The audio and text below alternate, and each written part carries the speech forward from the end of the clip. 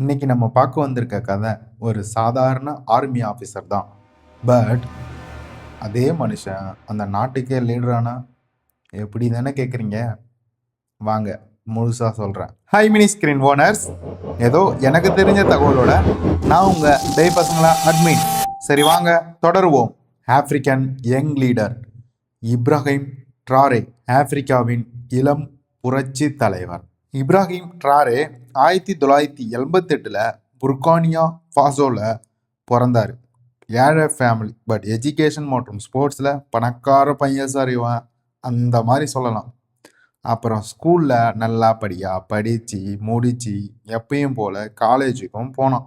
காலேஜில் இன்ஜினியரிங் லைனை சூஸ் பண்ணி அதை கொஞ்சமாகவும் பொலிட்டிக்கல் மற்றும் ரெவல்யூஷன் பற்றி ரொம்ப அதிகமாகவும் ஆர்வமாகவும் படித்தான் மற்றும் அதை பற்றி டீட்டெயிலாக எல்லாத்தையும் கேட்டு தெரிஞ்சுக்கிட்டான். காலேஜ் படிச்சுக்கின்னு இருக்கும்போதே அவனுக்குள்ள ஏதோ ஒரு திங்கிங் அப்பப்போ இருந்துக்கிட்டே இருந்திருக்கு.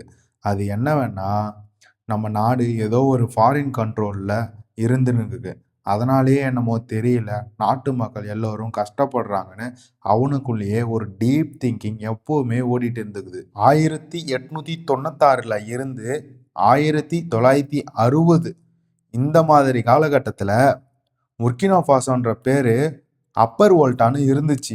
இந்த காலகட்டத்தில் தான் பிரான்ஸோட காலனியல் ரூலில் புர்கினா ஃபாசா இருந்து வந்துச்சு.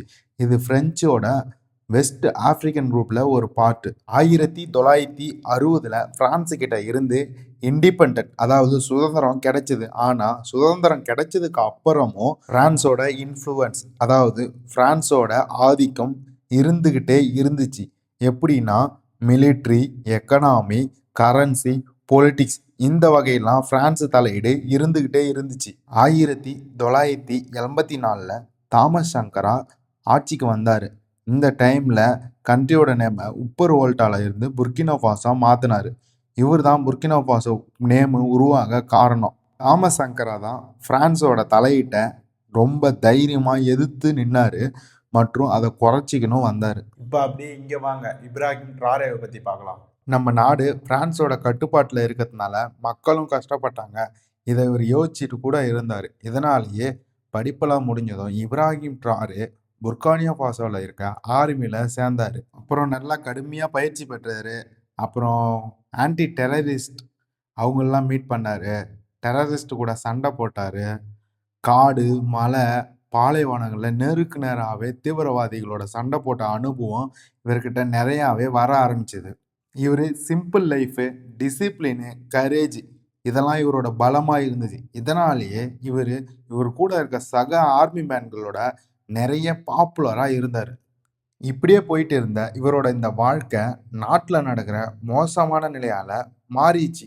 ஆமாம், புர்கினா ஃபாசோல கவர்மெண்ட்டால் கூட எதுவுமே கண்ட்ரோல் பண்ண முடியாத நிலைக்கு டெரரிசம் ரொம்ப பெருசாக வளர்ந்துட்டு வந்துச்சு.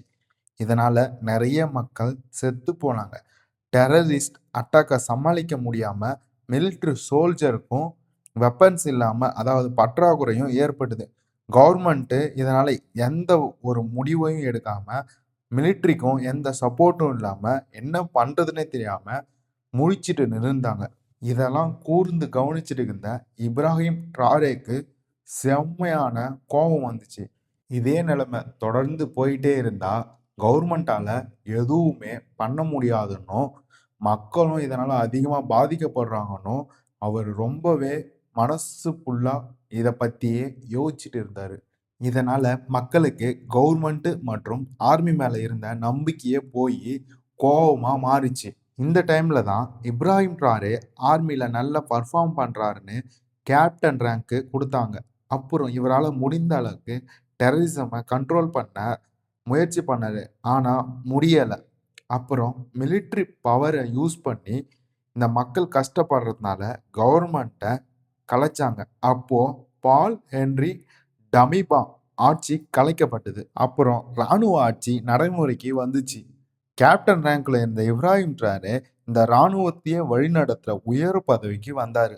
செப்டம்பர் 2022 இந்த காலகட்டத்தில் தான் ஆர்மியோட ஹெட் பொசிஷனுக்கு, அதாவது இந்த நாட்டுக்காக முடிவு எடுக்கிற முக்கியமான பொறுப்பில் இவர் வந்தார்.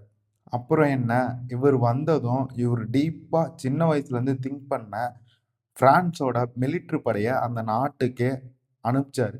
பிரான்ஸோட ஆதிக்கத்தை இங்கேருந்து கொஞ்சம் கொஞ்சமா குறைக்க முயற்சி செஞ்சாரு. நம்ம நாடு நம்ம கையில மட்டும்தான் இருக்கணும்னு நாட்டு மக்களுக்கு அறைகூவல் விட்டாரு.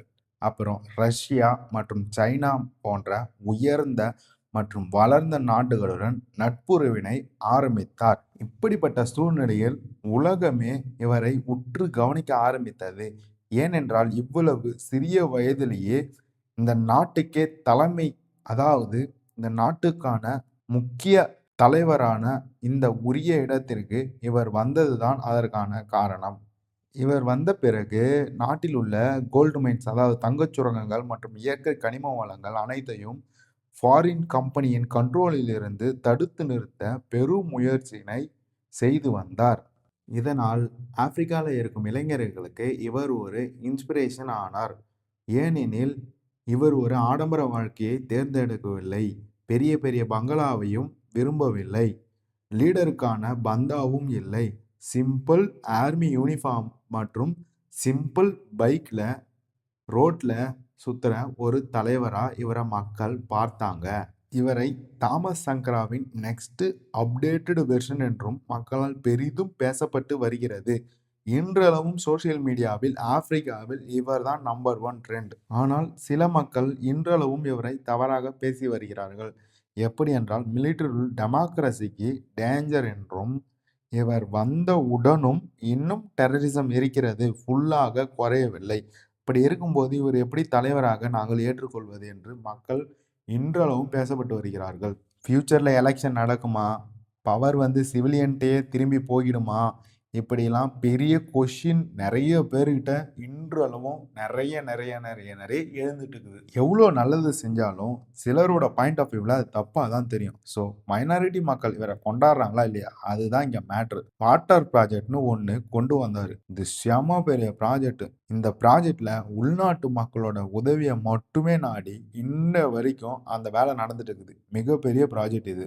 அப்புறம் ரோட்டில் வேஸ்ட் டயரை யூஸ் பண்ணி ரொம்ப ஸ்ட்ராங்கான ரோடை கட்டமைச்சிக்கிறாரு. இதுவும் பெரிய ப்ராஜெக்ட்.